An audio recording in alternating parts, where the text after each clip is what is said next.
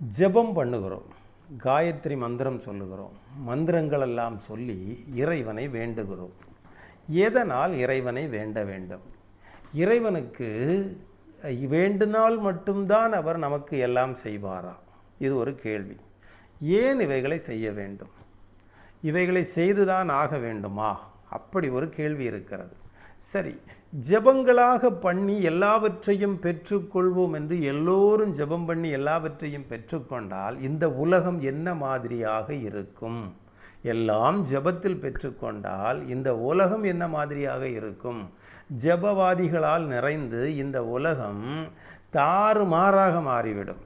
அப்பொழுது ஏன் ஜெபம் செய்ய வேண்டும் என்று கேட்டால், ஆதாம் ஏவாள் என்பவர்கள் பாவம் செய்ததும் அவர்களை தோட்டத்திற்கு வெளியே விரட்டி இந்த மண்ணிலிருந்து வந்தவர்கள் மண்ணாகவே போங்கள் என்று மண்ணுக்கு அர்ப்பணித்து விட்டார்.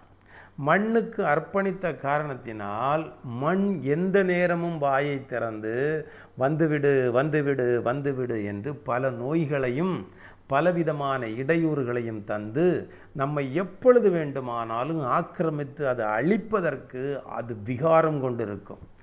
இந்த நிலையில் கொஞ்ச நாள், ஒரு நாள் கூட வாழ்க்கையை வாழ வேண்டும், ஒரு நாள் கூட வாழ வேண்டும் என்று இந்த மன்றாட்டு தான் அவர்களை அந்த அழிவிலிருந்து நீக்கும். ஆனால் 120 வயசு வரை ஆயுளை கொடுத்த இறைவன் அதற்குள் 120 மரணங்களையும் கொடுத்து விட்டார்.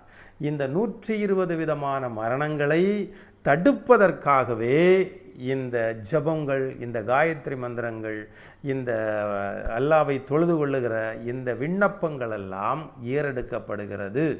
ஏனென்றால் மண்ணுக்கு ஒப்பு கொடுத்து விட்டார் இறைவன். இதை தடுப்பதற்காகவே ஜபங்கள் ஏறெடுக்கிறோம்.